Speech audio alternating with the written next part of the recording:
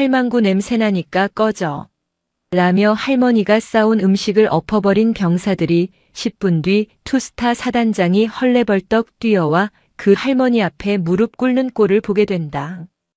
특전사령관 출신 할머니가 썩은 부대를 도려내는 전율의 참교육 이야기입니다. 여러분들은 어디에서 계시고 어떤 일들을 하고 계신가요? 항상 행복한 일 가득하시길 바랍니다. 구독과 좋아요를 해주시면 더 좋은 사연으로 보답하겠습니다. 강원도 철원군 동송읍. 대한민국에서 가장 춥기로 소문난 이곳의 겨울은 자비가 없었다. 영하 20도를 오르내리는 혹한은 대지를 꽁꽁 얼려버렸고 살을 애는 듯한 칼바람은 두꺼운 옷을 뚫고 뼛속까지 파고들었다. 이곳은 육군 제육보병사단 일명 청성부대가 주둔하고 있는 최전방 지역이었다. 잿빛 하늘 아래 낡아빠진 시외버스 한 대가 거친 엔진 소리를 토해내며 위병소 앞 정류장에 멈춰 섰다. 버스 문이 열리자마자 하얀 입김이 뭉게구름처럼 피어올랐다. 그 속에서 지팡이를 짚은 노인 천맹순이 천천히 발을 내디뎠다. 천맹순의 행색은 초라하기 그지없었다. 시장 바닥에서나 볼 법한 색바랜 몸빼 바지에 촌스러운 꽃무늬 누비잠바를 걸치고 있었다. 머리에는 낡은 털실 모자를 눌렀었고 한 손에는 보자기로 꽁꽁 싸맨 묵직한 보따리를 들고 있었다. 겉으로 보기에는 시골에서 농사나 짓다가 손자 얼굴 한번 보려고 올라온 힘없는 촌노였다. 하지만 그녀의 눈빛은 달랐다. 깊게 패인 주름 사이로 번뜩이는 안광은 마치 먹잇감을 노리는 맹수처럼 형형했다. 그녀는 잠시 멈춰 서서 부대 정문 위에 걸린 필사즉생 골육지정이라는 구호를 올려다보았다. 골육지정 좋아하시네. 겉멋만 들어가지고. 천맹수는 혀를 차며 위병소로 걸어갔다. 위병소 근무를 서던 헌병이 그녀를 막아섰다. 어떻게 오셨습니까? 면회 왔소다. 우리 손주 녀석 보러. 성함과 방문하실 병사 이름 말씀해 주십시오. 내 이름은 천맹순이고 손주는 일병 한빛이야. 77연대 소속이라고 하던데. 신원 확인 절차는 지루했다. 추운 날씨 탓에 헌병들의 동작은 굼떴고 천맹수는 살을 애는 추위 속에서 한참을 기다려야 했다. 마침내 출입증을 받아든 그녀는 면회실로 향했다. 면회실은 냉기가 감도는 컨테이너 건물이었다. 낡은 난로 하나가 구석에서 힘겹게 열기를 뿜어내고 있었지만 실내의 한기를 몰아내기에는 역부족이었다. 천맹수는 구석진 자리에 짐을 풀었다. 보따리를 열자 고소한 냄새가 퍼졌다. 새벽부터 일어나 정성스레 부친 동그랑땡과 손주가 좋아하는 닭강정, 그리고 따뜻한 보리차였다. 그녀는 음식을 가지런히 정리하며 문 쪽을 하염없이 바라보았다. 20분쯤 지났을까? 철문이 삐거덕거리며 열렸다. 할머니. 천맹순이 벌떡 일어났다. 그러나 들어오는 손자 한빛의 모습을 본 순간 그녀의 심장이 철렁 내려앉았다. 한빛은 더 이상 그녀가 알던 씩씩한 청년이 아니었다. 얼굴은 반쪽이 되어 있었고 눈 밑에는 검은 그늘이 짙게 드리워져 있었다. 무엇보다 눈에 띄는 것은 걸음걸이였다. 왼쪽 다리를 심하게 절뚝거리고 있었다. 군복 소매 밖으로 드러난 손등은 붉게 부어올라 있었고 목덜미에는 긁힌 상처가 선명했다. 아이고 내 새끼. 이게 무슨 꼴이냐. 천맹순이 달려가 손자의 손을 잡았다. 한빛은 화들짝 놀라며 주위를 두리번거렸다. 마치 누군가의 감시를 받는 사람처럼 불안해 보였다. 할머니. 오시면 안 되는데. 왜 오셨어요? 한빛의 목소리는 모기처럼 기어들어갔다. 그게 무슨 소리냐? 손주가 군대 갔는데 할미가 오는 게 당연하지. 어디 아픈 거냐? 다리는 왜 그래? 천맹순이 다리를 만지려 하자 한빛이 급하게 뒤로 물러섰다. 아니에요. 그냥 훈련하다가 좀 삐끗했어요. 괜찮아요. 거짓말이었다. 천맹수는 평생을 군복을 입고 전장을 누볐던 사람이다. 훈련 중에 생긴 상처와 사람에게 맞아서 생긴 상처는 냄새부터가 달랐다. 손자의 몸에서 나는 것은 피비린내 섞인 폭력의 냄새였다. 그때였다. 면회실 문이 다시 거칠게 열리며 2명의 병사가 들이닥쳤다. 전투복 상의 단추를 풀어 헤치고 삐딱하게 베레모를 쓴 병장 독고철과 그의 옆에서 비실비실 웃고 있는 상병 팽득구였다.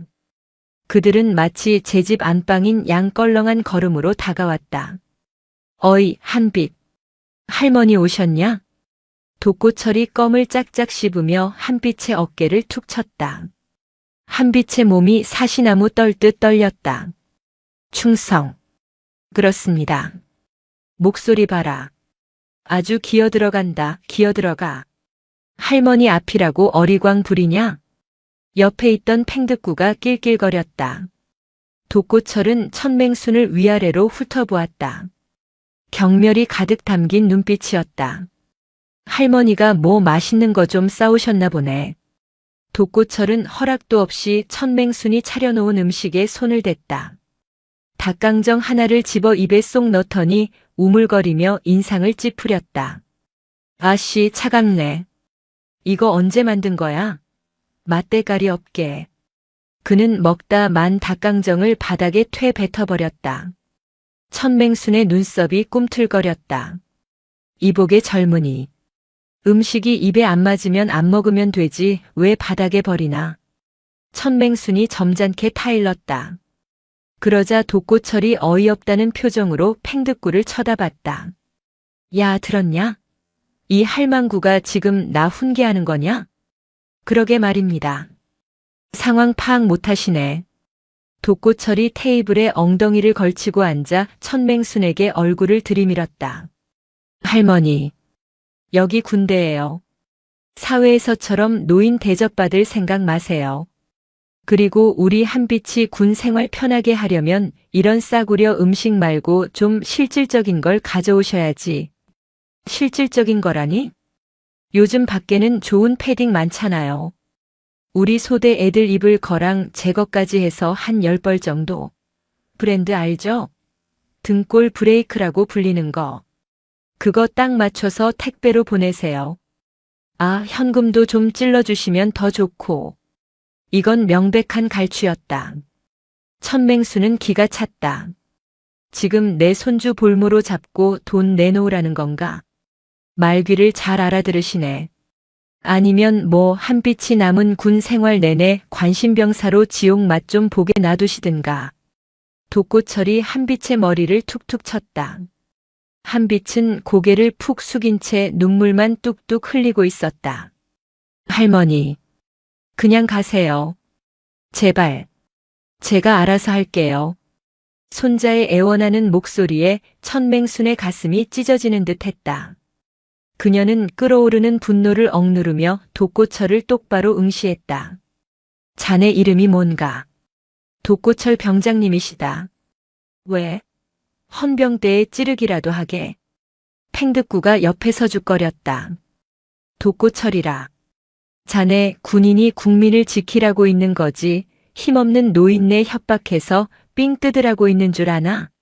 부끄럽지도 않은가? 천맹순의 일갈에 독고철의 표정이 일그러졌다. 이 쭈글쭈글한 할망구가 진짜 돌았나? 독고철이 천맹순의 귀에 대고 고래고래 소리를 질렀다. 야, 늙어서 귀 먹었어? 못 알아듣나 본데 여기선 내가 법이야. 돈 안 가져올 거면 썩 꺼지라고. 냄새나니까. 독고철은 테이블 위에 차려진 음식 그릇을 손으로 쳐서 엎어버렸다. 와장창. 그릇이 깨지고 닭강정과 동그랑땡이 흙바닥에 나뒹굴었다. 면회실 안의 공기가 얼어붙었다. 한빛이 비명을 지르며 바닥에 주저앉아 음식을 주워 담으려 했다. 하지 마라. 천맹순의 낮고 굵은 목소리가 울렸다. 그녀는 바닥을 닦으려는 손자의 손을 잡아서 일으켜 세웠다. 그리고 천천히, 아주 천천히 독고철을 올려다보았다. 그녀의 눈빛에서 살기가 뿜어져 나왔다. 늙어서 귀가 먹은 게 아니라 내 놈들이 지저대는 소리가 개소리라 못 알아듣는 척 좀 해줬다. 뭐. 기회는 줬다. 지금 당장 그 더러운 주둥이 닥치고 내 손주 앞에서 무릎 꿇고 빌어라. 그러면 내 늙은이의 아량으로 용서해 줄 수도 있으니. 독고철과 팽득구는 잠시 멍하니 있다가 배를 잡고 폭소를 터뜨렸다. 푸하하. 야, 들었냐? 용서해 준댄다. 아이고 무서워라. 이 할망구 치매 왔나 봐. 그러게 말입니다. 어디 요양병원에서 탈출했나? 그들의 조롱은 멈추지 않았다. 천맹수는 더 이상 대꾸할 가치를 느끼지 못했다. 그녀는 품속에서 아주 오래된 투박한 검은색 폴더폰을 꺼냈다. 스마트폰도 아닌 박물관에나 있을 법한 물건이었다. 전화하시게요? 아들한테? 하이고 많이 하세요. 경찰을 부르든 대통령을 부르든 맘대로 하라고. 독고철이 비아냥거렸다. 천맹수는 말없이 폴더폰을 열고 단축번호 1번을 꾹 눌렀다. 뚜루루. 뚜루루. 신호가 2번 가기도 전에 상대방이 전화를 받았다. 통신보안. 나태산입니다. 중후하고 묵직한 목소리. 현재 제육보병사단장 나태산 소장이었다. 나다. 태산이. 천맹순의 목소리는 차분했지만 그 안에는 태풍 같은 위압감이 서려 있었다. 철원군 동송읍에 위치한 제육사단 사령부. 사단장 집무실은 훈훈한 온기로 가득했다. 나태산 소장은 소파에 앉아 차를 마시며 참모들과 작전 회의를 하고 있었다. 그때 책상 위에 놓인 비상연락용 한라인 전화기가 울린 것이다. 이 번호를 아는 사람은 대한민국의 5손가락도 꼽기 힘들었다. 나태산은 의아해하며 전화를 받았다. 그리고 수화기 너머로 들려온 목소리에 그는 들고 있던 찻잔을 떨어뜨릴 뻔했다. 나다. 태산이. 그 목소리. 절대 잊을 수 없는 목소리였다. 20년 전 그가 대위 시절 특전사령부에서 모셨던 전설적인 지휘관. 귀신 잡는 독사 천맹순 장군이었다. 그녀는 저녁 후 모든 연락을 끊고 사라져 군 내부에서는 그녀가 칩거에 들어갔다는 소문만 무성했다. 차차. 천사령관님? 정말 사령관님이십니까? 나태산은 벌떡 일어나 차려 자세를 취했다. 옆에 있던 참모들이 사단장의 돌발 행동에 놀라 눈을 동그랗게 떴다. 투스타인 사단장이 전화 한 통에 신병처럼 얼어붙다니. 그래, 살아있었구나. 별 2개 달더니 아주 편하게 지내나 보네. 전화기 너머로 들려오는 천맹순의 목소리에는 가시가 돋쳐 있었다. 나태산의 등줄기에 식은땀이 흘렀다. 아닙니다. 안 그래도 사령관님 소식 궁금해서 백방으로 찾고 있었습니다. 건강하십니까? 내 건강 챙길 때가 아니다. 지금 내 놈 부하들이 내 수명을 깎아먹고 있어서 말이다. 예? 그게 무슨 말씀이십니까? 나 지금 철원에 와 있다. 내 놈 관할인 77연대 3대대 면회실이다. 나태산의 안색이 창백해졌다. 전설적인 상관이 그것도 호랑이보다 무섭다는 천맹순 장군이 자신의 부대에 와 있다니.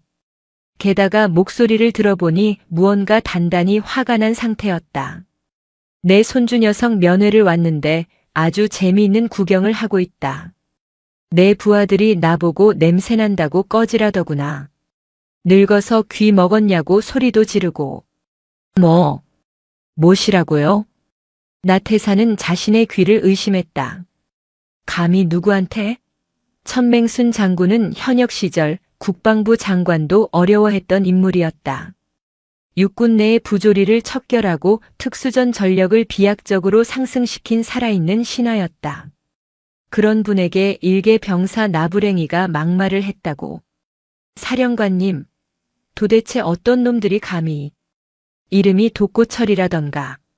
아주 기세가 등등하더구나. 돈 안 가져오면 내 손주를 지옥으로 보내겠다고 협박까지 하던데. 나태산의 눈앞이 캄캄해졌다. 이것은 단순한 하극상이 아니었다.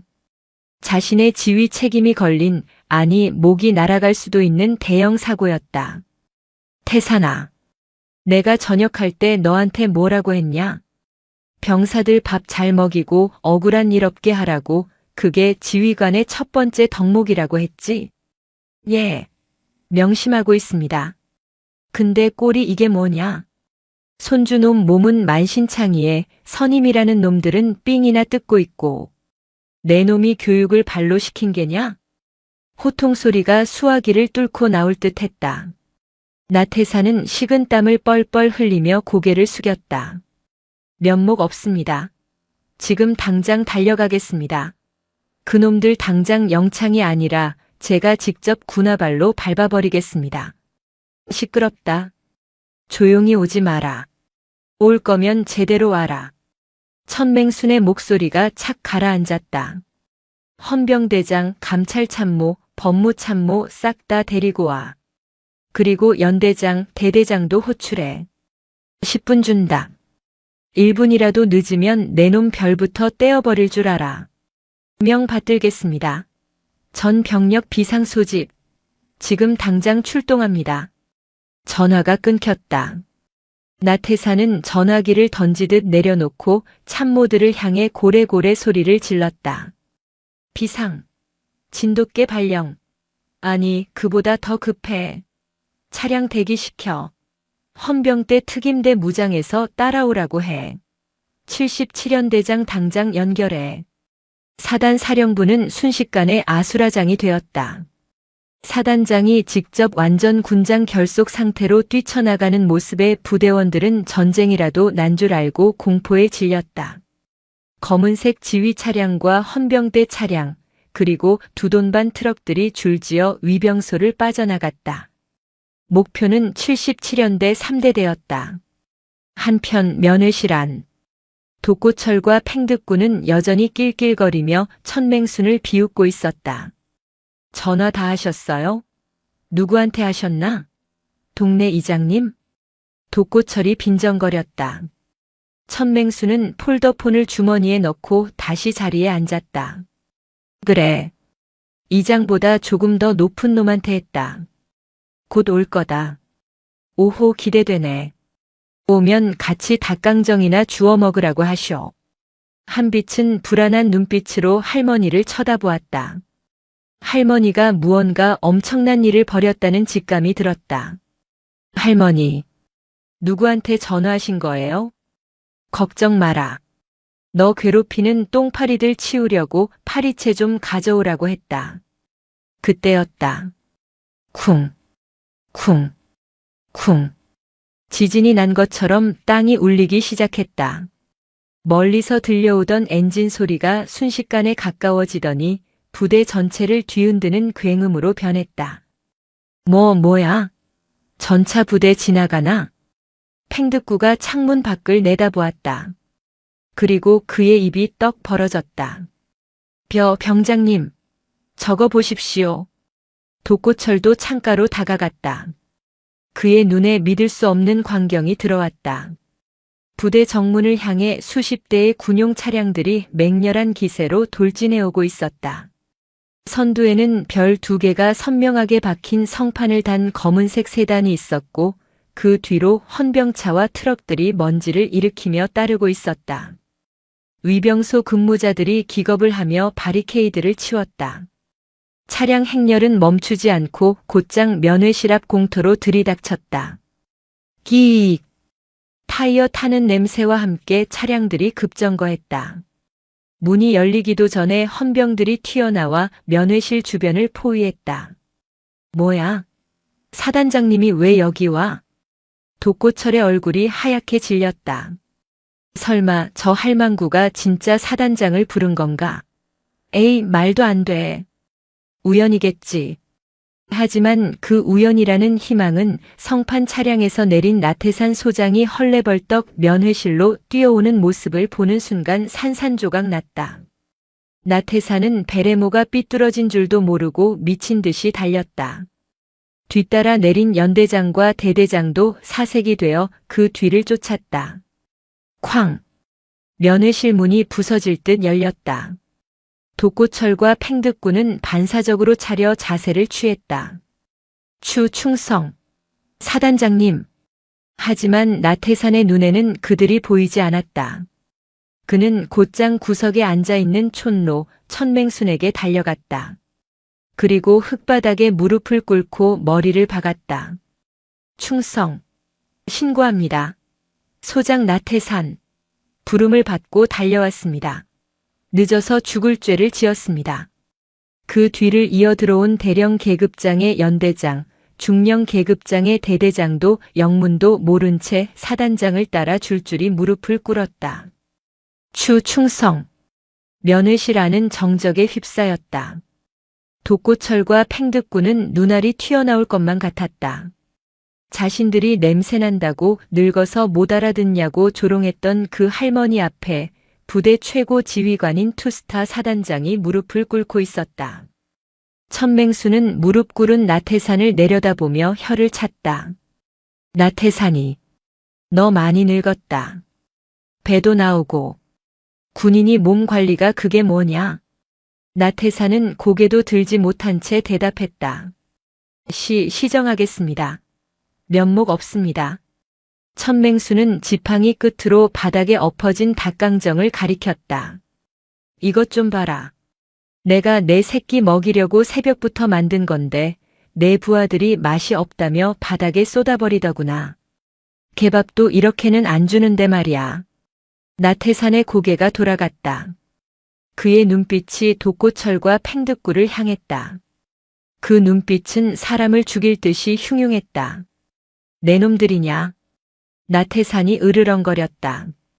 독고철은 다리에 힘이 풀려 주저앉았다. 바지가 축축해지기 시작했다.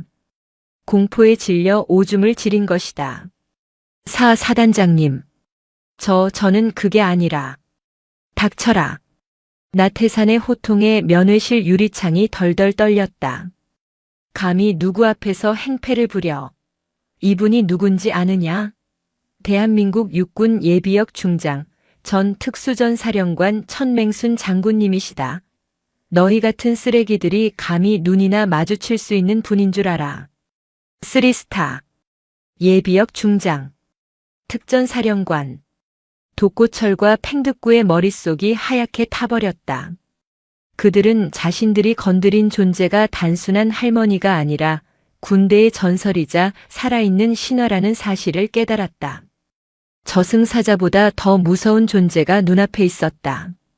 아이고 장군님, 몰라봤습니다. 죽여주십시오. 아니 살려주십시오. 팽득구가 바닥에 머리를 찌우며 빌기 시작했다. 독고철도 덜덜 떨며 엎드렸다. 천맹수는 자리에서 천천히 일어났다. 태산아. 예. 사령관님. 이 부대 냄새가 너무 난다. 아주 썩은 내가 진동을 해. 단순히 애들 기강 문제만이 아니야. 내 손주 몸을 봐라. 천맹순이 한빛의 소매를 걷어 올렸다. 멍들고 터진 상처들이 드러났다. 나태산과 연대장, 대대장은 경악을 금치 못했다. 이게 군대냐? 조폭 소굴이지. 천맹순의 목소리는 차가웠다. 오늘부로 내가 이 부대 접수한다. 예비역이지만 군단장한테 말해서 특별 감사 권한 받아낼 테니까 토달지 마. 명 받들겠습니다. 전적으로 사령관님 뜻에 따르겠습니다. 우선 저 쓰레기 두 놈부터 치워. 헌병대장. 면회실 밖에서 대기하던 헌병대장이 뛰어들어왔다. 예. 헌병대장 중령 박철민. 저 두 놈 당장 끌고 가서 영창에 쳐넣어. 그리고 아주 탈탈 털어라. 여죄가 한두 개가 아닐 거다. 내 손주 말고도 피해자가 수두룩할 테니 싹 다 조사해. 하나라도 놓치면 내 놈 옷 벗을 각오하고. 알겠습니다. 특임대. 연행해. 우락부락한 특임대원들이 들이닥쳐 독고철과 팽득구를 짐짝처럼 들어 올렸다. 살려주세요. 장군님. 한 번만 봐주세요. 그들의 비명소리는 특임대원의 군홧발에 채어 묻혀버렸다.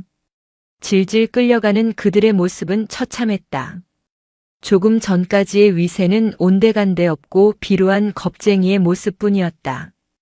독고철과 팽득구가 사라지자 천맹수는 한빛을 바라보았다. 한빛은 아직도 상황이 믿기지 않는 듯 멍한 표정이었다. 한빛아. 네. 내 할머니. 놀랐지? 할미가 좀 요란을 떨었다. 천맹수는 부드러운 미소를 지으며 손자의 헝클어진 머리를 정리해 주었다. 이제 아무 걱정 마라. 할미가 다 해결해 줄게. 그리고 너 괴롭힌 놈들, 저 두 놈 말고도 더 있지? 한빛은 주저하다가 고개를 끄덕였다. 네. 중대장님도, 행보관님도 다 알면서 모른 척 하셨어요. 소대장님은 오히려 돕고 병장 편을 들었고 천맹순의 눈매가 다시 매서워졌다. 들었냐 태산아. 나태산이 식은 땀을 닦으며 대답했다. 예, 똑똑히 들었습니다. 간부라는 작자들이 병사들 고혈을 빨아먹는 놈들을 비호해. 이게 군대냐? 당장 해당 중대 간부 전원 소환해. 그리고 대대장. 무릎 꿇고 있던 대대장이 화들짝 놀라며 고개를 들었다. 예, 대대장 중령 김태식입니다. 자네는 부하 관리를 어떻게 했기에 부대 꼴이 이 지경인가? 자네 눈은 장식품인가? 죄송합니다. 면목 없습니다. 죄송하다는 말로 때울 생각 마라. 자네도 조사 대상이다. 직무유기 혐의로 헌병대 조사받을 준비해. 대대장의 얼굴이 사색이 되었다. 태산아, 내 손주 외박 좀 시켜야겠다. 밥 좀 제대로 먹이고 씻겨야겠어. 안 되나? 아닙니다. 당연히 됩니다. 특별 휴가증 발급하겠습니다. 사령관님 편하신 대로 하십시오. 그래. 차 대기시켜라. 내 손주랑 같이 타고 나갈 거니까. 천맹수는 한빛의 손을 잡고 면회실을 나섰다. 밖에는 수백 명의 병사들이 연병장에 집합해 있었고 모든 간부가 도열해 있었다. 천맹순이 나오자 나태산 사단장이 큰 소리로 외쳤다. 부대 차렷. 사령관님께 대하여 경례. 충성. 우렁찬 함성이 철원의 하늘을 뒤흔들었다. 한빛은 할머니의 손을 잡고 그 광경을 바라보았다. 춥고 무섭기만 했던 철원의 겨울바람이 어쩐지 조금은 따뜻하게 느껴졌다. 할머니의 거친 손에서 전해지는 온기가 그의 얼어붙은 마음을 녹이고 있었다. 하지만 이것은 시작에 불과했다. 독고철은 꼬리일 뿐이었다. 부대 내에 만연한 악습과 비리의 뿌리는 생각보다 깊고 거대했다. 천맹수는 지팡이를 고쳐주었다. 늙은 사자의 사냥은 이제 막 시작되었다. 제육사단 헌병대 지하 조사실. 지상과는 다르게 퀴퀴한 곰팡이 냄새와 차가운 시멘트 도끼가 가득한 곳이었다. 형광등 하나가 윙윙거리는 소리를 내며 위태롭게 깜빡거렸고 철제 책상 위에는 마시다 만 종이컵과 수갑이 놓여 있었다. 그 책상 맞은편에 독고철 병장과 팽득구 상병이 앉아 있었다. 조금 전 면회실에서의 기세는 온데간데 없었다. 하지만 그들의 눈빛 깊은 곳에는 아직 완전한 포기가 담겨 있지 않았다. 설마 죽이기야 하겠어. 우리 뒤에 중대장님이 있는데 라는 얄팍한 믿음이 그들의 썩은 동아줄이었다. 철문이 둔탁한 소리를 내며 열렸다. 들어온 사람은 헌병대장 박철민 중령과 천맹순 장군이었다. 천맹순은 촌스러운 손바지 차림 그대로였지만 그녀가 풍기는 기백은 조사실의 공기를 순식간에 무겁게 짓눌렀다. 그녀는 아무 말 없이 독고철의 맞은편 의자에 털썩 앉았다. 지팡이를 책상 위에 툭 올려놓는 소리에 독고철의 어깨가 움찔했다. 밥은 먹었냐? 천맹순이 무심하게 물었다. 아, 아닙니다. 독고철이 기어들어가는 목소리로 대답했다. 그렇겠지. 내 손주가 밥 먹을 때는 밥그릇을 엎어버리던 놈들이 제 밥구멍 챙길 정신은 없을 테지. 천맹수는 주머니에서 꼬깃꼬깃한 종이 뭉치를 꺼내 책상 위에 던졌다. 그것은 한빛의 관물대 깊숙한 곳에서 찾아낸 피 얼룩이 묻은 수첩이었다. 이게 뭔지 아느냐? 독고철의 눈동자가 흔들렸다. 모릅니다. 모른다라. 내 손주가 매일 밤 화장실에 숨어서 쓴 일기장이다.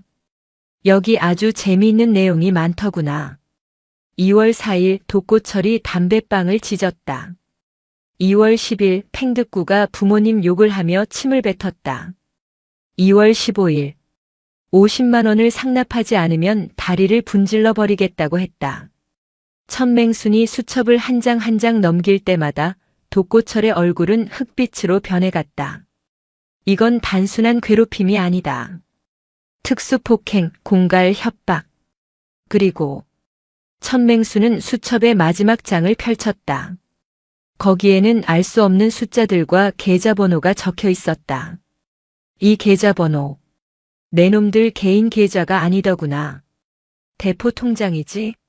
군대 안에서 병사들끼리 돈 뜯어내는 걸로는 모자라 불법 도박 사이트 총판 노릇까지 하고 있었어.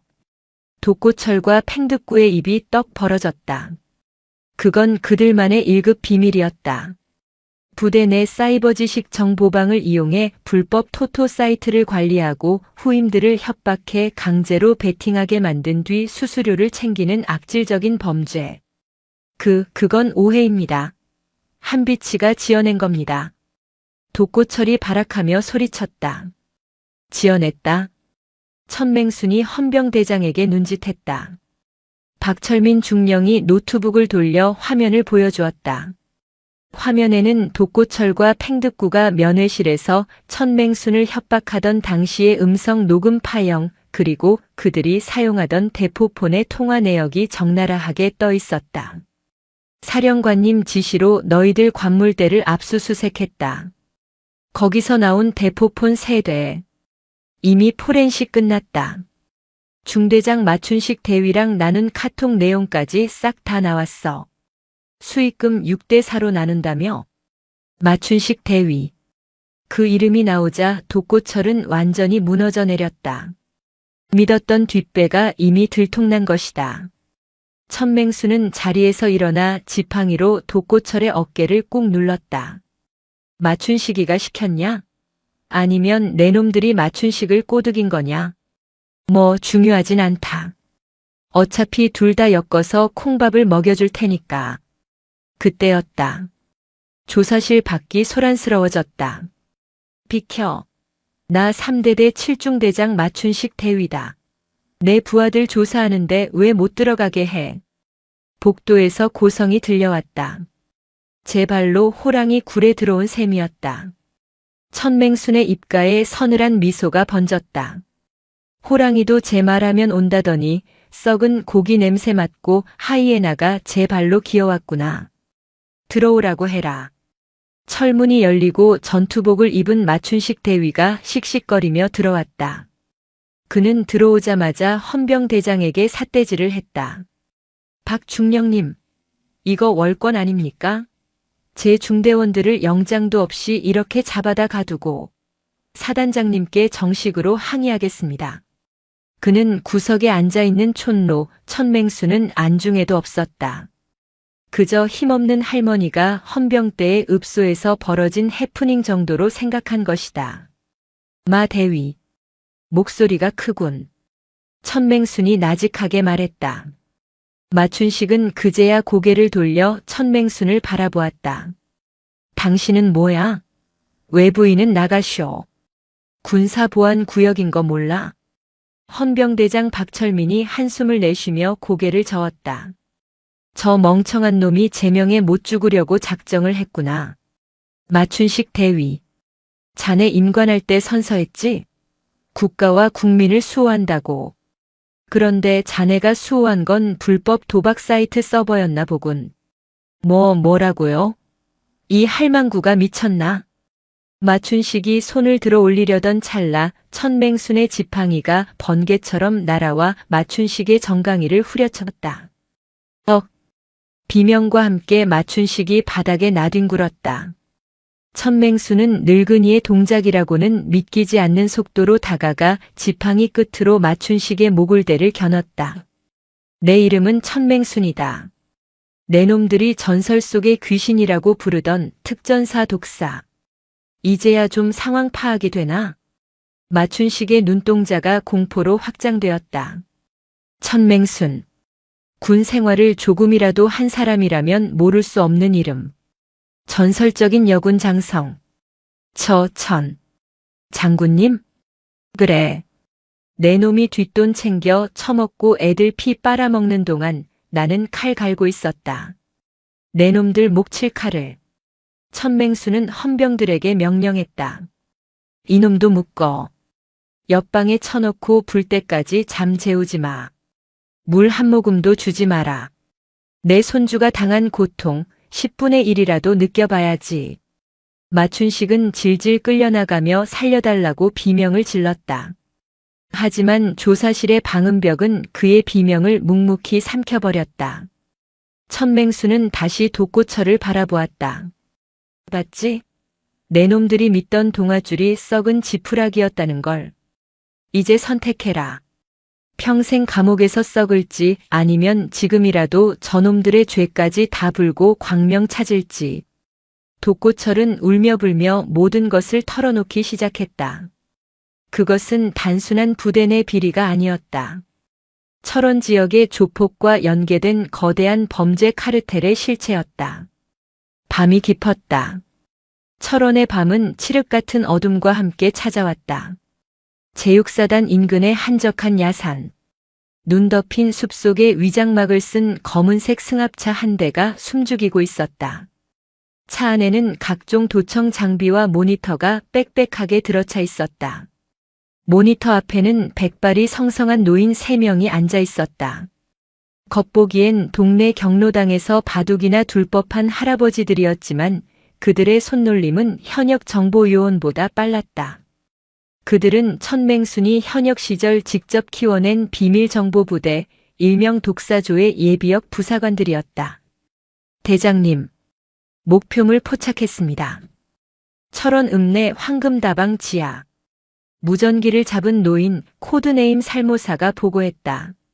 천맹수는 승합차 뒷좌석에서 지도를 보고 있었다. 황금다방이라. 촌스럽기는. 거기가 서버실이냐? 네. 마춘식 대위의 대포폰 위치 추적 결과 그곳으로 모든 자금이 흘러들어갔습니다. 그리고 지금 그곳에 낯익은 얼굴이 하나 들어갔습니다. 누구냐? 77연대장 최영수 대령입니다. 천맹순의 미간이 좁혀졌다. 연대장까지. 썩은 뿌리가 생각보다 깊었다. 대대장과 사단장은 허수아비였고 실질적인 몸통은 연대장 최영수였던 것이다. 최영수는 평소 청렴 결백한 이미지로 군내에서 신망이 두터운 인물이었다. 그런 그가 병사들의 피를 빠는 거머리의 우두머리였다니. 가면을 아주 잘 쓰고 살았구나. 최영수. 천맹수는 주먹을 꽉 쥐었다. 대장님 진입할까요? 저희 늙은이 셋이면 충분합니다. 살모사가 킬킬거리며 허리춤에 찬 3단봉을 만지작거렸다. 아니, 놈들은 증거인멸의 달인들이다. 우리가 들이닥치는 순간 서버를 포맷하거나 불질러버릴 거다. 확실한 물증을 잡아야 해. 천맹수는 잠시 생각에 잠겼다. 그러다 품에서 휴대전화를 꺼냈다. 나태산이 연결해.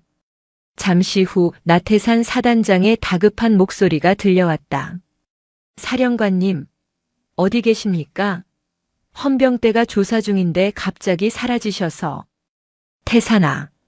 내부하 연대장 최영수. 지금 어디 있냐? 최 연대장이요? 오늘 몸살 감기가 심해서 관사에서 쉬고 있다고 보고받았습니다. 몸살 감기 좋아하네. 지금 읍내 다방에서 아가씨 끼고 양주 처마시고 있다. 불법 도박 자금 정산받으면서. 예, 그게 무슨. 지금 당장 4단 기동 타격대 출동시켜. 무장은 실탄으로 한다.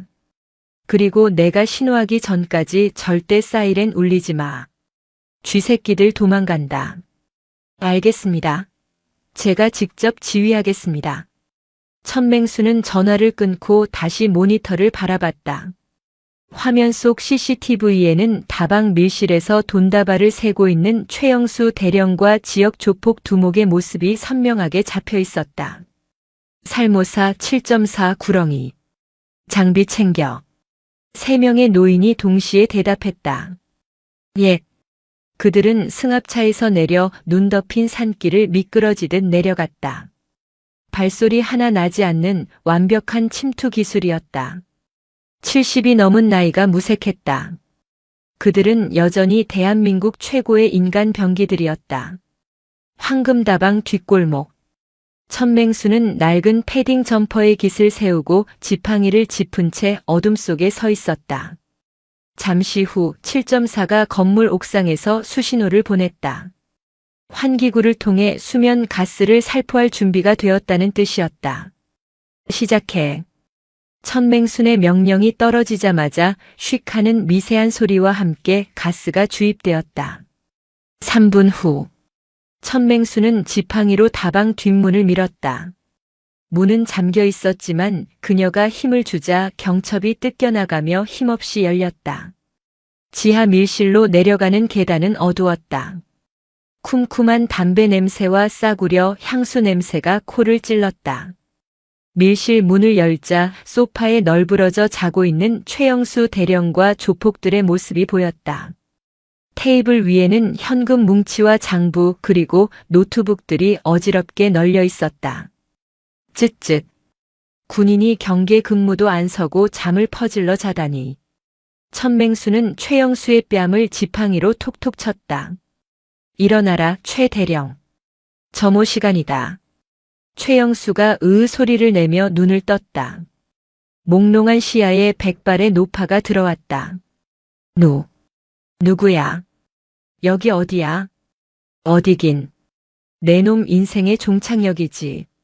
최영수가 정신을 차리려 고개를 흔들었다.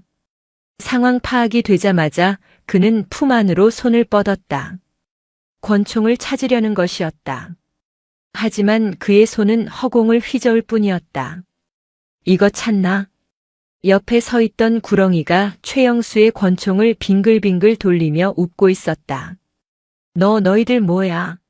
내가 누군지 알아. 최영수가 소리쳤다. 알지. 아주 잘 알지. 77연대장 최영수. 아니, 도박 사이트 운영자 빅보스. 천맹순이 장부를 최영수의 얼굴에 던졌다. 이 장부에 내 놈이 착복한 돈, 뇌물준 명단, 심지어 내 손주 한빛이 삥 뜯은 돈까지 다 적혀 있더구나. 꼼꼼해서 좋네. 수사하기 편하겠어. 최영수의 얼굴이 공포로 일그러졌다. 그는 창문 쪽을 바라보았다. 도망칠 구멍을 찾는 것이었다. 도망가려고? 밖을 봐라. 천맹순이 손가락으로 위쪽을 가리켰다. 위잉, 위잉. 건물 밖에서 비상 사이렌 소리가 울려 퍼졌다. 그리고 확성기 소리가 들려왔다. 여기는 6사단 기동 타격대다. 건물은 완전히 포위되었다. 최영수 대령과 공범들은 무기를 버리고 투항하라. 반복한다. 나태산 사단장이 직접 이끄는 수백 명의 병력이 다방 건물을 개미 새끼 한 마리 빠져나갈 틈 없이 에워싸고 있었다. 하늘에는 조명탄이 터져 대낮처럼 환했다. 최영수는 바닥에 주저앉았다. 끝이었다. 완벽하다고 믿었던 그의 왕국은 늙은 할머니의 지팡이 하나에 와르르 무너져 내렸다. 천맹수는 최영수의 어깨를 짚으며 나지막이 속삭였다. 군복이 부끄럽지도 않냐? 명예를 팔아 돈을 사? 그 돈으로 배부르게 먹으니 좋더냐? 이제 그 밥값 톡톡히 치르게 해주마. 다음 날 아침. 제6사단 연병장. 철원의 아침 해가 붉게 떠올랐다. 하지만 연병장의 공기는 그 어느 때보다 차가웠다. 전 병력이 집합한 가운데 단상 앞에는 포승줄에 묶인 죄인들이 무릎을 꿇고 있었다. 연대장 최영수 대령, 중대장 마춘식 대위, 병장 독고철, 상병 팽득구, 그리고 그들과 결탁했던 간부들과 병사들 수십 명이었다. 그들의 모습은 비참하기 짝이 없었다. 계급장은 뜯겨나갔고 군복은 흑투성이었다. 단상 위에는 나태산 사단장과 천맹순 장군이 서 있었다. 천맹순은 오늘 손바지가 아닌 나태산이 준비해온 정복을 입고 있었다. 어깨에 빛나는 별 3개. 비록 전역했지만 그녀의 위엄은 현역 시절 그 이상이었다. 나태산 사단장이 마이크를 잡았다. 오늘 우리는 창군 이래 가장 수치스러운 날을 맞이했다. 전우의 등을 쳐먹고 약자를 괴롭히며 신성한 국방의 의무를 돈벌이 수단으로 이용한 짐승들을 처단하기 위해 이 자리에 섰다. 병사들 사이에서 웅성거림이 일었다. 그동안 최영수와 마춘식의 횡포에 시달렸던 병사들의 눈에는 통쾌함과 함께 눈물이 맺혀 있었다. 천맹순이 마이크를 넘겨받았다. 병사들 들어라. 그녀의 목소리는 스피커를 타고 연병장 구석구석까지 퍼져나갔다. 나는 예비역 중장 천맹순이다. 하지만 그 전에 일병 한빛의 할머니다. 내 손주가 그리고 너희가 이런 썩어 빠진 놈들 밑에서 고통받고 있었다는 사실에 나는 피눈물을 흘렸다. 천맹수는 무릎 꿇은 최영수 앞으로 내려갔다. 최영수, 너는 지휘관으로서 부하들을 보호하기는커녕 사지로 내몰았다. 내 놈이 챙긴 그 더러운 돈은 병사들이 피땀 흘려 지킨 이 나라의 미래를 갉아먹은 값이다. 최영수는 고개를 들지 못했다. 군법에 따라 엄중히 처벌할 것이다. 하지만 그 전에 너희에게 피해를 본 병사들에게 사죄해라. 최영수와 일당들은 바닥에 머리를 박고 흐느꼈다. 잘못했습니다. 죽을 죄를 지었습니다. 하지만 그들의 사과는 너무 늦었다. 그때 대열맨 앞줄에 서 있던 한빛이 절뚝거리며 걸어 나왔다. 그의 눈가는 붉게 충혈되어 있었지만 표정은 더 이상 겁먹은 아이의 것이 아니었다. 한빛은 독고철 앞에 섰다. 독고철은 한빛의 눈을 마주치지 못하고 벌벌 떨었다. 독고 병장님. 한빛의 목소리는 차분했다. 때려서 아픈 건 참을 수 있었습니다. 욕을 먹는 것도 참을 수 있었습니다. 하지만 우리 할머니를 모욕하고 우리 가족의 사랑을 돈으로 환산하려 했던 건 절대 용서할 수 없습니다. 한빛은 독고철의 멱살을 잡으려다 멈췄다. 그리고 대신 거수 경례를 올렸다. 하지만 저는 당신들과 똑같은 괴물이 되지 않겠습니다. 법의 심판을 달게 받으십시오. 그리고 평생 감옥 안에서 참회하십시오. 그것은 가장 우아하고도 잔인한 복수였다. 피해자가 가해자를 용서하지 않으면서도 인간으로서의 품격을 지키는 모습. 연병장에 모인 수천 명의 병사들이 숨을 죽이고 그 광경을 지켜보았다. 천맹수는 손자의 어깨를 감싸 안았다. 잘했다, 내 새끼. 정말 잘했다. 나태산 사단장이 선언했다. 헌병대는 이들을 압송하라. 그리고 군 검찰에 넘겨 법정 최고형을 구형하도록 하라. 사이렌 소리와 함께 호송버스가 들어왔다. 최영수와 일당들은 줄줄이 버스에 올랐다. 그들이 떠나는 뒷모습을 보며 병사들은 환호성을 질렀다. 철원의 하늘에 묵은 체증이 내려가는 듯한 함성이 울려 퍼졌다. 사태가 수습된 후 천맹수는 사단장실에서 나태산과 마주 앉았다. 태산아, 고생했다. 아닙니다.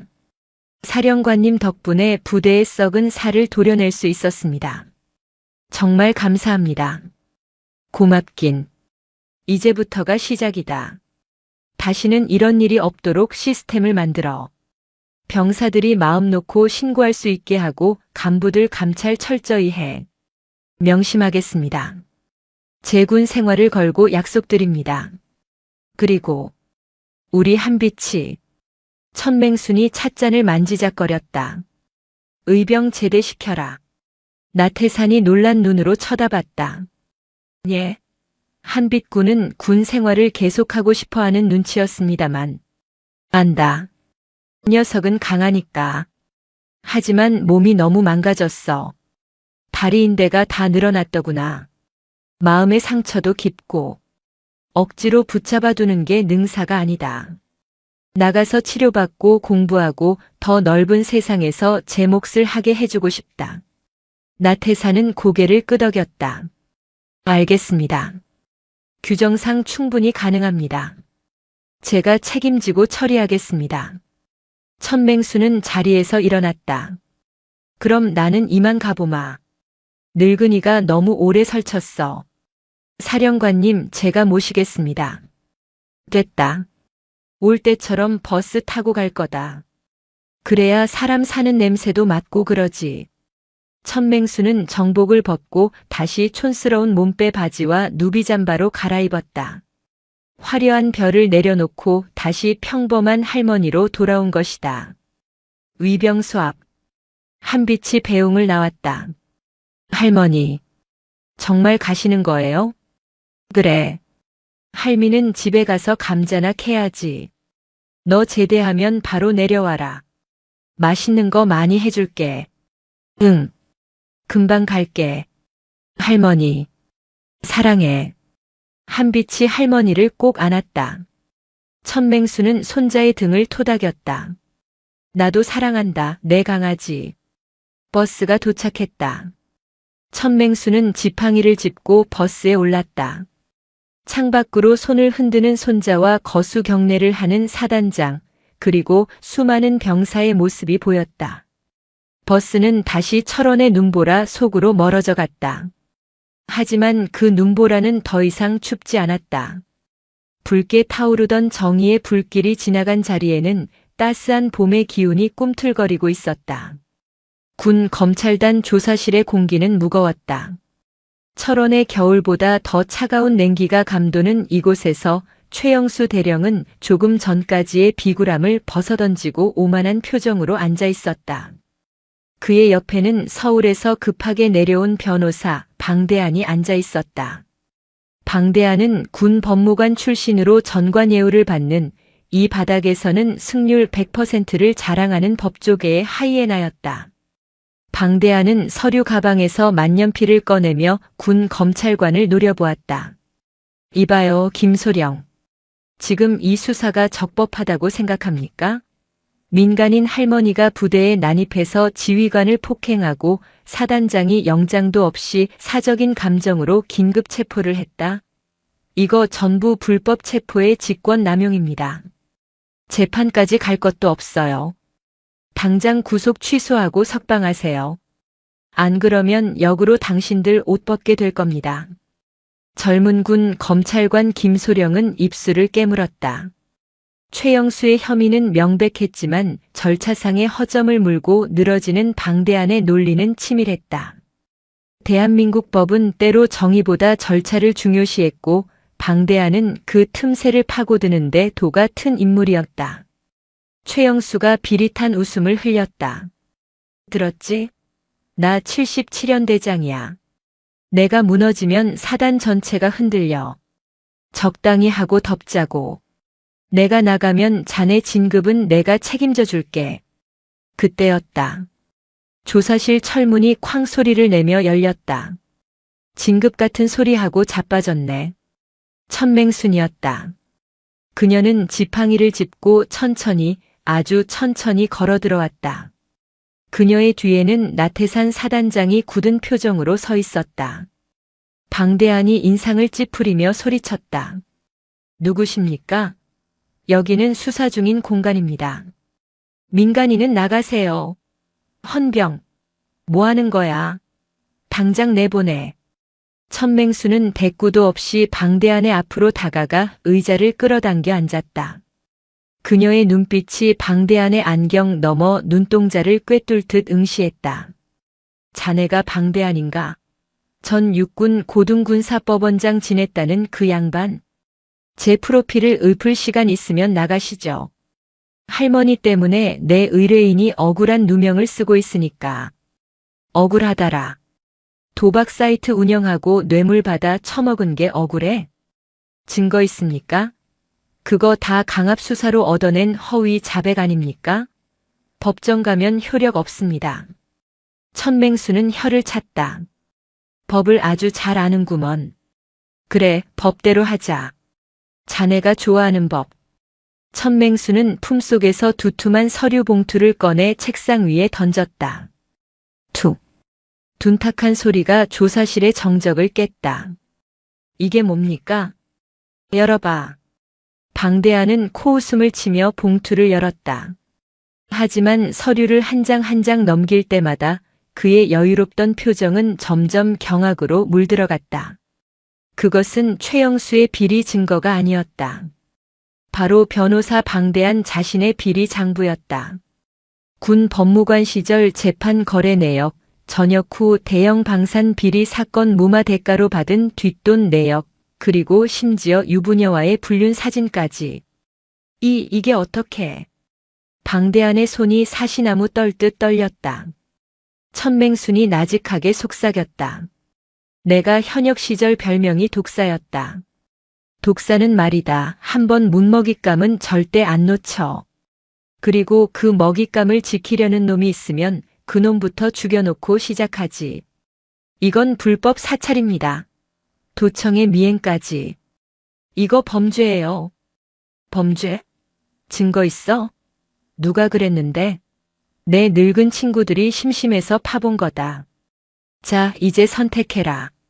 최영수 변호 계속하다가 이 장부랑 같이 뉴스에 대문짝만하게 나올래? 아니면 조용히 짐 싸서 꺼질래? 천맹순의 협박, 아니 경고는 서리빨보다 차가웠다. 방대하는 계산이 빠른 사람이었다. 최영수 하나 구하려다 자신의 인생 전체가 박살날 판이었다. 방대하는 벌떡 일어났다. 최 대령님, 미안합니다. 이 사건은 제가 감당할 수 없겠습니다. 사임하겠습니다. 최영수가 눈을 부릅떴다. 뭐? 이봐.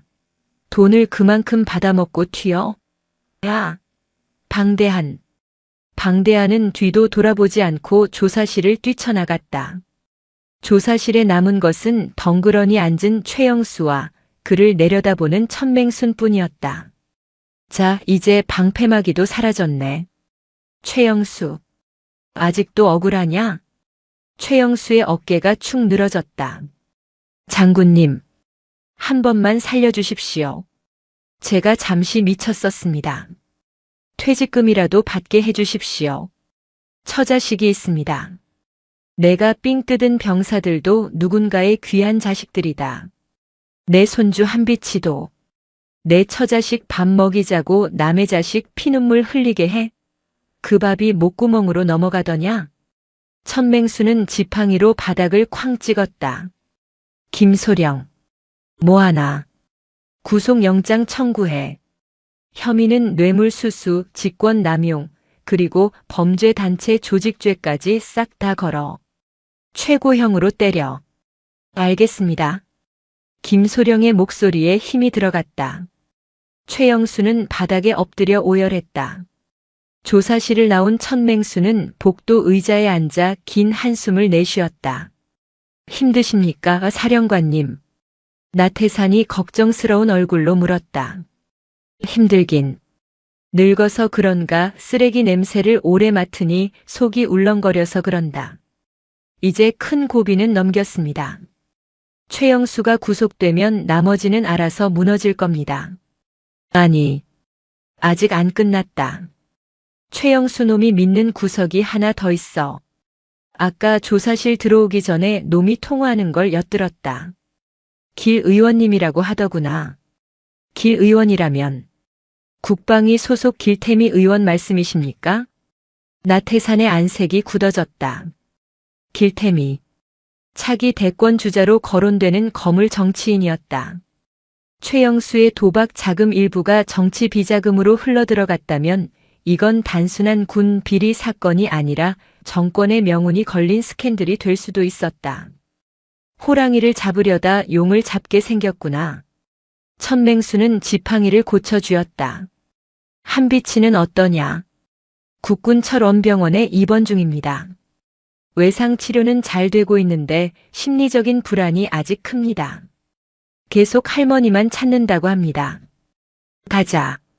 내 새끼 밥 먹이러 가야겠다. 천맹수는 병원으로 향했다.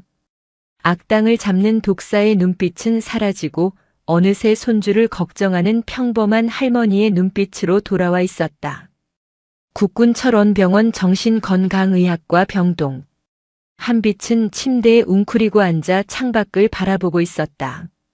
눈이 내리고 있었다. 하얀 눈은 세상의 더러움을 덮어주는 듯 했지만 한빛의 마음속 상처는 아직 덮이지 않았다. 문득문득 떠오르는 독고철의 비웃음, 최영수의 고압적인 목소리가 그를 괴롭혔다. 드르륵. 병실 문이 열렸다. 한빛아. 밥 먹자. 천맹순이었다. 그녀의 손에는 병원 밥이 아닌 집에서 싸온 보온 도시락통이 들려 있었다. 할머니. 한빛의 얼굴에 희미한 미소가 번졌다. 천맹수는 침대 옆에 앉아 도시락을 풀었다. 뽀얀 사골 국물과 잘 익은 깍두기. 많이 먹어라. 뼈 붙으려면 사골이 최고다. 한빛은 국물을 한술 떴다. 따뜻했다. 식도를 타고 넘어가는 온기가 얼어붙은 위장을 녹이는 것 같았다. 할머니. 나. 이제 괜찮아. 집에 가고 싶어. 그래. 곧 가게 해줄게. 나쁜 놈들 다 치워놓고 아주 깨끗한 길로 집에 가게 해줄게. 그때 병실 문이 거칠게 열리며 양복을 입은 사내들이 들이닥쳤다. 그 뒤로 기름진 머리를 넘긴 중년 남자가 거만한 표정으로 걸어 들어왔다. 국회의원 길템이었다. 그는 병실을 둘러보더니 인상을 찌푸렸다. 여기가 그 병사 병실인가? 아주 상전이 따로 없구만. 독시를 쓰고. 천맹순이 숟가락을 내려놓고 천천히 일어났다. 누구신데 남의 병실에 구둣발로 들어오나? 길태미는 천맹순을 위아래로 훑어보았다. 당신이 천맹순 씨요? 얘기 많이 들었소. 내가 길태미 의원이요. 그는 악수를 청하지도 않았다. 그저 내려다볼 뿐이었다. 할 말 있으면 나가서 하지. 애밥 먹는데 체하겠다. 아니, 여기서 합시다. 짧게 끝낼 거니까. 길태미는 비서에게 손짓했다. 비서가 서류 가방에서 합의서를 꺼내 내밀었다. 자, 여기 도장 찍으세요. 최영수 대령이랑 마춘식 대위, 그리고 병사들. 선처해 주신다는 탄원서입니다. 합의금은 섭섭지 않게 넣었습니다. 10억. 어떻습니까? 평생 만져보지도 못할 돈일 텐데. 10억. 엄청난 돈이었다. 하지만 천맹순의 눈 하나 깜짝하지 않았다. 돈으로 퉁치자? 죄 지은 놈들이 벌은 안 받고. 어허 할머니. 세상 물정 모르시네. 최 대령이 구속되면 나라 꼴이 어떻게 되겠소? 군 사기 떨어지고 안보 흔들리고. 대승적인 차원에서 덮자는 거지. 그리고 손자분도 앞으로 사회생활 하려면 적을 만들지 않는 게 좋지 않겠소? 이것은 회유가 아니라 협박이었다. 합의 안 하면 손자의 앞길을 막겠다는 으름장. 한빛이 덜덜 떨며 이불을 끌어당겼다. 천맹수는 손자의 어깨를 토닥인 뒤 길템이 앞으로 다가갔다. 길 의원. 자네가 국방위 간사라지. 잘 아시네. 내 말 한마디면 사단장 목도 날아가는 거 알지? 짝. 경쾌한 파열음이 병실에 울려 퍼졌다. 천맹순의 손바닥이 길태미의 뺨을 후려친 것이다. 길태미의 고개가 획 돌아갔다. 이 미친 할망구가. 보좌관들이 달려들려 하자 천맹순이 지팡이를 들어 그들을 겨눴다. 움직이지 마라. 뼈 부러진다. 천맹순의 기세에 건장한 보좌관들이 주춤했다. 길태미. 내 놈이 최영수 뒤를 봐주는 몸통이구나. 도박 자금 받아서 선거 치르니 좋더냐? 증거 있어. 이거 명예훼손이야. 당장 경찰 불러. 경찰? 불러. 아주 기자들까지 다 불러서 판 키워보자. 천맹수는 주머니에서 녹음기를 꺼내 재생 버튼을 눌렀다. 의원님, 이번 달 정산금 3억 보냈습니다. 최영수입니다. 그래, 수고했어. 이번 공천은 걱정 마. 내가 다 손써놨으니까. 길태미의 얼굴이 백지장처럼 하얗게 변했다. 최영수가 만약을 대비해 녹음해둔 통화 내용이었다. 천맹순의 정보팀이 최영수의 클라우드에서 찾아낸 결정적인 증거였다. 이 녹음 파일 지금 방송국으로 전송됐다. 아마 구시 뉴스 헤드라인으로 나올 거다. 유력 대권 주자 군 도박 자금 수수. 제목 좋지 않으냐? 길태미는 다리에 힘이 풀려 주저앉았다. 끝이었다. 그의 정치 생명은 이 낡은 병실에서 촌스러운 할머니 앞에서 종말을 고했다. 천맹수는 길태미를 내려다보며 혀를 찼다. 나라를 지키라고 국회의원 배지 달아줬더니 도둑놈들 대장 노릇을 해? 썩 꺼져라. 내 손주 밥맛 떨어지니까. 길태미는 보좌관들의 부축을 받으며 도망치듯 병실을 빠져나갔다. 병실에 다시 정적이 찾아왔다. 한빛이 놀란 눈으로 할머니를 쳐다보았다. 할머니, 진짜 뉴스에 나와? 그럼. 할미가 허튼 소리 하는 거 봤냐? 천맹수는 다시 침대 옆에 앉아 숟가락을 들었다. 자, 식겠다. 어서 먹어. 다 먹어야 집에 가지. 한빛은 눈물을 글썽이며 밥을 받아 먹었다. 할머니는 천하무적이었다. 장군보다 국회의원보다 더 강한 나의 할머니. 그 든든한 방패 아래서 한빛은 비로소 깊은 안도감을 느꼈다. 그날 저녁 대한민국은 발칵 뒤집혔다. 뉴스에서는 길태미 의원의 비리 의혹과 철원 군부대 가혹 행위 사건이 대대적으로 보도되었다. 국민들의 분노는 들불처럼 번져나갔고 군과 검찰은 철저한 수사를 약속했다. 천맹수는 병실 TV를 끄며 중얼거렸다. 이제 청소는 얼추 끝났구나. 시간은 흘러 계절이 바뀌었다. 철원에 얼어붙은 땅이 녹고 산수유가 노랗게 피어나기 시작했다. 한빛의 퇴원일이자 의병 제대일이 다가왔다. 나태산 사단장은 성대한 저녁 신고식을 준비했다. 연병장에는 전 병력이 도열했고 군악대가 팡파르를 울렸다. 이것은 단순한 저녁식이 아니었다. 부조리와 싸워 이긴 영웅에 대한 예우이자 새롭게 태어난 육사단의 다짐이었다. 한빛은 말끔한 정복을 입고 단상에 올랐다. 다리는 아직 조금 절뚝거렸지만 지팡이 없이 혼자 걸을 수 있었다. 신고합니다. 일병 한빛. 202X년 X월 X일부로 의병 전역을 명받았습니다. 이에 신고합니다. 충성. 한빛의 경례는 그 어느 때보다 절도 있고 당당했다. 나태산 사단장이 경례를 받고 그의 가슴에 전역증을 달아주었다. 고생했다. 한빛군. 자네 덕분에 우리 부대가 다시 태어났다. 정말 고맙다. 아닙니다. 사단장님. 건강하십시오. 나태산은 한빛을 꽉 안아주었다. 단상 아래에 있던 병사들이 일제히 박수를 보냈다. 그 박수 소리에는 진심 어린 존경과 미안함이 담겨 있었다. 단상 한쪽에는 천맹순이 흐뭇한 표정으로 서 있었다. 그녀는 오늘 군복이 아닌 화사한 봄꽃 무늬 원피스를 입고 있었다. 이제는 장군이 아닌 평범한 할머니로 돌아갈 시간이었다. 식이 끝나고 위병소로 향하는 길. 수많은 병사가 도열하여 한빛이 가는 길을 배웅했다. 그 중에는 예전에 한빛을 방관했던 소대원들도 있었다. 그들은 고개를 숙이며 사과했다.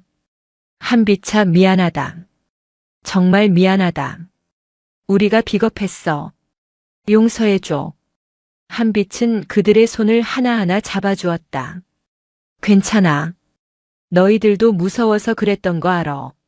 나 이제 다 잊었어. 건강하게 전역해라. 진정한 용서였다.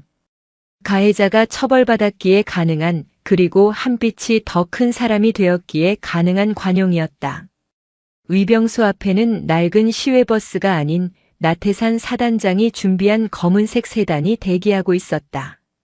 사령관님, 집까지 모시겠습니다. 천맹수는 손사래를 쳤다. 됐다. 늙은이 호강하면 탈난다. 그리고 내 차가 와 있어. 예? 차라니요?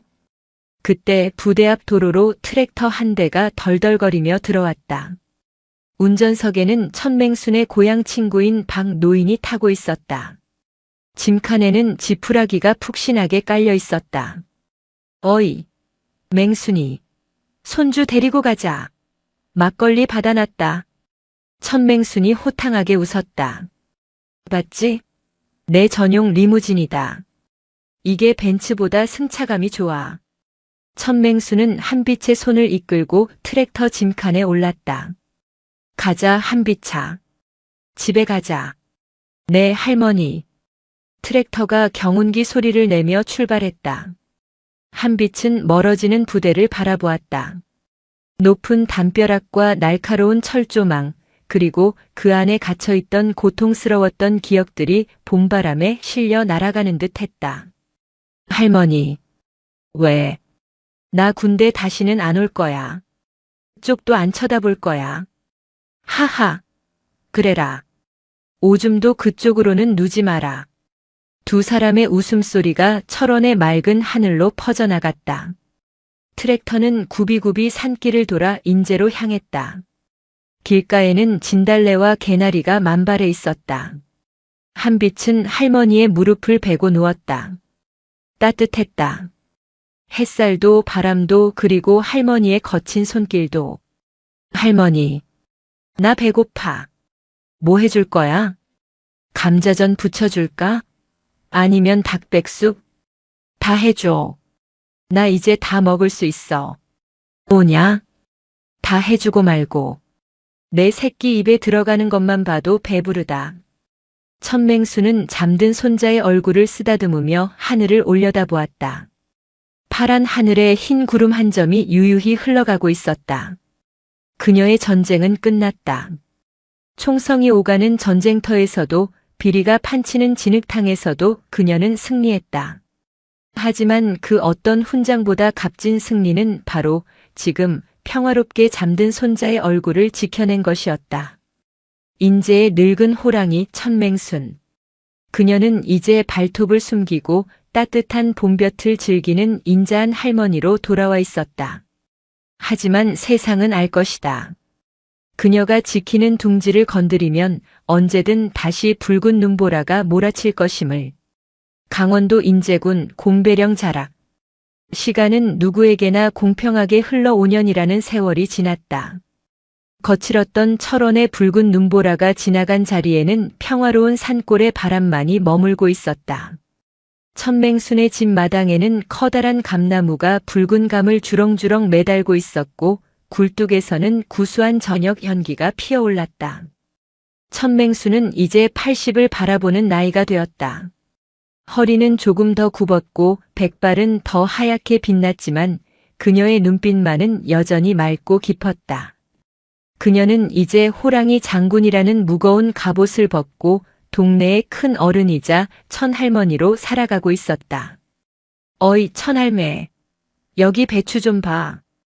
올해 농사가 아주 기막혀. 이웃집 박 노인이 트랙터를 몰고 지나가며 소리쳤다.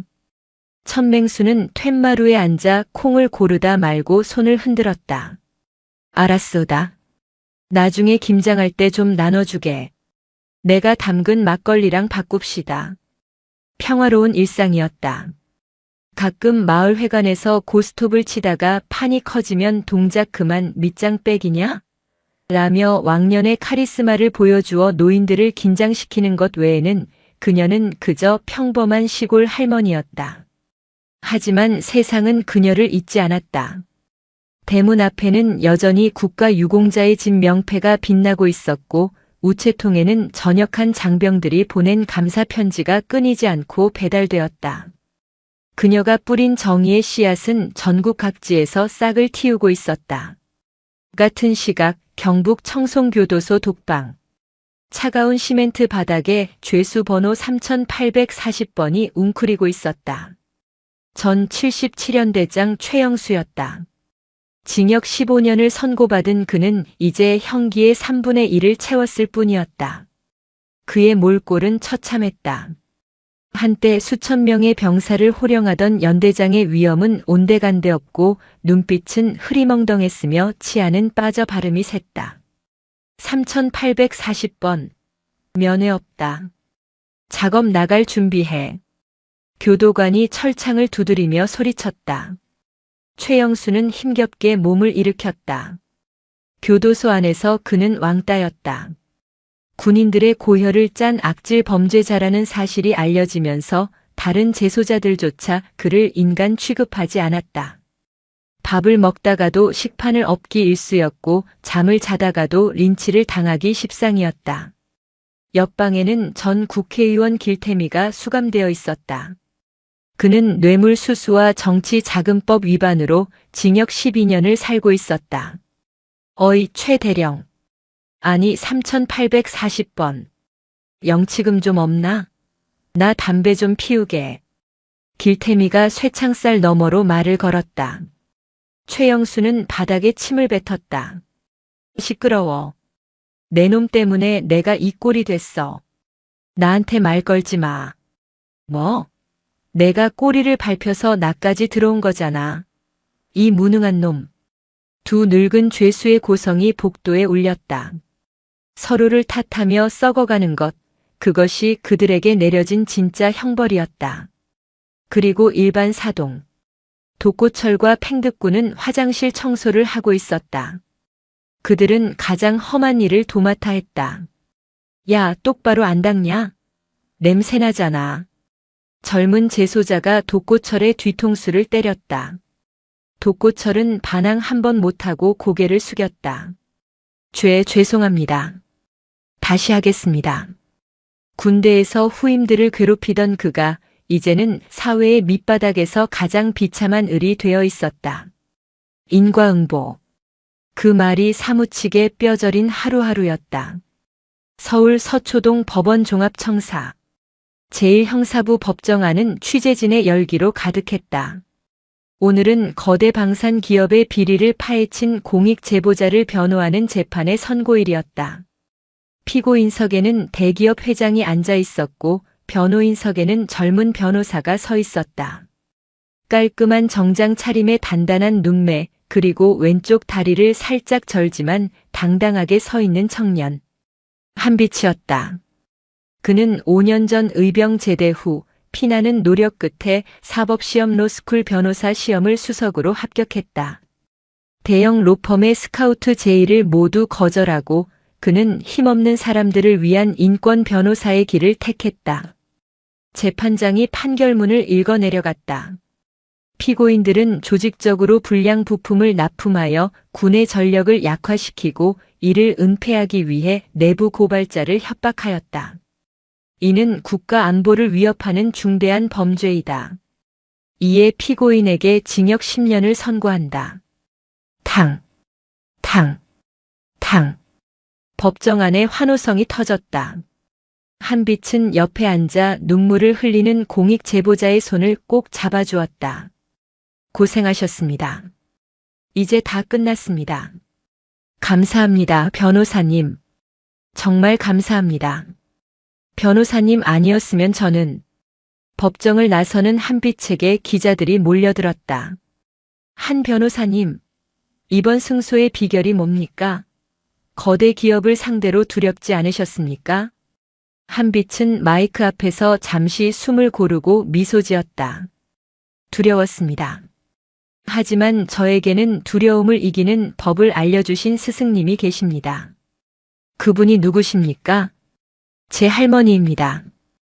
호랑이보다 무섭지만 누구보다 정의로우신 분이죠. 할머니께서 항상 말씀하셨습니다. 강한 자에게는 호랑이처럼 약한 자에게는 솜니불처럼 대하라고. 저는 그 가르침을 따랐을 뿐입니다. 카메라 플래시가 터졌다. 한빛의 눈은 서울의 빌딩 숲 너머 멀리 인제의 산골을 향해 있었다. 주말. 인제군 곰배령 천맹순의 집. 오늘은 마을 잔치가 열리는 날이었다. 한빛이 큰 재판에서 이기고 내려온다는 소식에 천맹순은 아껴두었던 씨암탉을 잡고 돼지 한 마리를 통째로 주문했다. 마당에는 멍석이 깔리고 동네 사람들이 모여 전을 부치고 떡을 쳤다. 고소한 기름 냄새가 온 동네에 진동했다. 할머니, 저 왔어요. 대문 밖에서 익숙한 목소리가 들렸다. 천맹순이 버선발로 튀어나갔다. 말끔한 양복을 입은 한빛이 양손 가득 선물 꾸러미를 들고 서 있었다. 아이고, 내 강아지. 왔구나. 천맹수는 다 큰 손자를 아이처럼 끌어안았다. 한빛의 품에서 나는 도시의 냄새가 낯설면서도 반가웠다. 할머니, 얼굴이 왜 이렇게 반쪽이야? 밥 잘 안 챙겨 드셨어? 무슨 소리냐? 내가 너보다 더 잘 먹는다. 어서 들어와. 손님들 와 계신다. 마당에는 뜻밖의 손님들이 와 있었다. 육군 참모총장이 된 나태산 대장, 그리고 이제는 중령으로 진급한 당시 헌병대장 박철민이었다.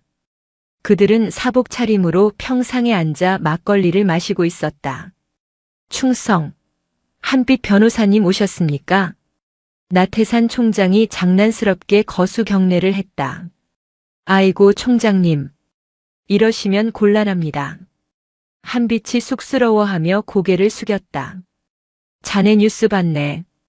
아주 멋지더구만. 법정에서 기업회장을 아주 탈탈 털어버리던데. 할머니 닮아서 말빨이 아주 매서워. 다 총장님이 그때 기를 잘 터주신 덕분입니다. 술판이 벌어졌다. 계급장도 직함도 내려놓고 그들은 그저 사람 대 사람으로 어우러졌다. 나태산은 술이 얼큰하게 취하자 천맹순에게 잔을 올렸다.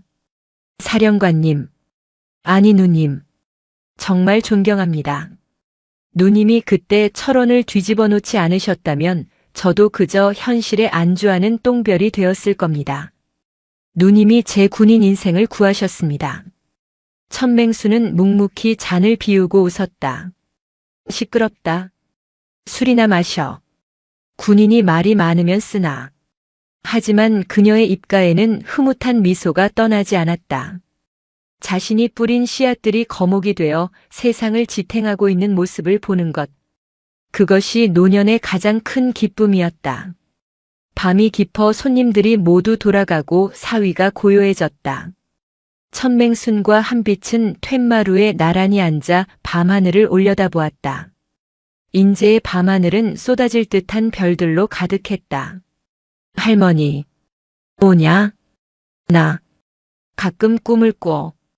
무슨 꿈? 군대 있을 때 꿈. 독고철한테 맞고 최영수한테 협박당하던 그 시절 꿈. 천맹순이 손자의 손을 가만히 잡았다. 한빛의 손은 따뜻했지만 미세하게 떨리고 있었다. 아직도 무섭냐? 아니, 예전에는 무서워서 식은땀을 흘리며 깼는데 요즘은 달라. 꿈속에서 내가 울고 있으면 할머니가 나타나. 지팡이를 휘두르면서 그놈들을 다 쫓아내줘. 그리고 나를 안아줘. 한빛은 할머니의 어깨에 머리를 기댔다. 그래서 이제는 안 무서워. 깨고 나면 오히려 힘이 나. 내 뒤엔 천맹순이 있다 생각하면 세상에 못할 일이 없을 것 같아. 천맹순의 눈가가 촉촉해졌다. 그녀는 손자의 머리카락을 쓸어 넘겼다. 한빛아, 할미는 이제 많이 늙었다. 이빨 빠진 호랑이야. 언젠가는 나도 내 곁을 떠나겠지. 에이, 무슨 소리야. 100살까지 살 건데. 듣거라. 내가 없어도 너는 혼자가 아니다. 내가 지키려는 사람들, 내가 걷는 정의로운 길. 그게 다 너를 지켜줄 거다. 너는 이미 나보다 훨씬 강한 호랑이가 되었으니까. 천맹수는 하늘에 떠 있는 가장 밝은 별을 가리켰다. 저 별을 봐라. 어두울수록 더 빛나지 않니? 세상이 아무리 썩고 어두워도 너처럼 빛나는 놈 하나만 있으면 길은 보인다. 나는 내가 그런 별이 되었으면 좋겠다. 응. 약속할게. 할머니 이름에 부끄럽지 않게 세상에서 가장 환하게 빛나는 별이 될게. 한빛은 할머니의 거친 손등에 입을 맞췄다. 바람이 불어왔다. 차가운 밤바람이었지만 두 사람 사이의 온기는 식지 않았다. 마당 구석의 귀뚜라미 소리가 자장가처럼 들려왔다. 다음 날 아침, 한빛은 서울로 돌아갈 채비를 했다. 천맹수는 차 트렁크가 터질 정도로 바리바리 싸놓은 반찬과 농산물을 실어주었다.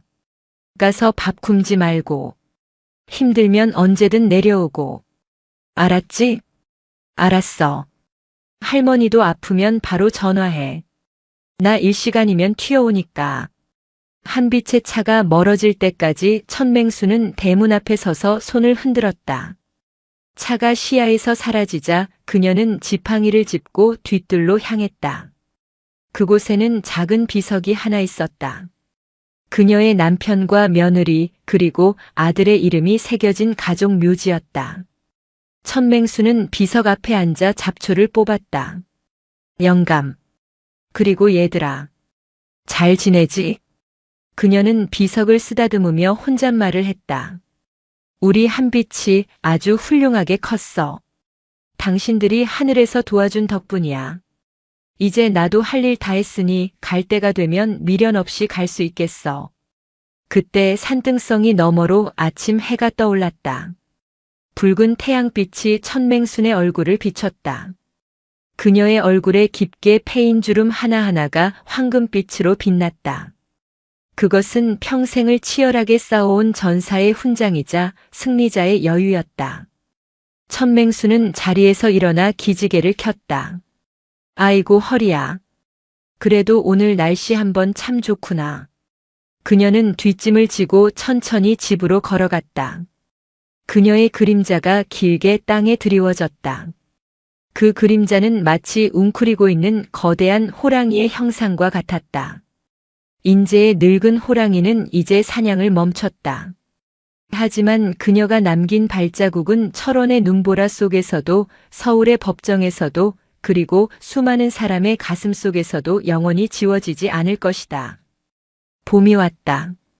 얼어붙었던 땅을 녹이고 생명을 틔우는 진짜 봄이 마침내 그들 곁에 머물렀다. 오늘도 요지경 사연을 잘 들어주셔서 감사합니다.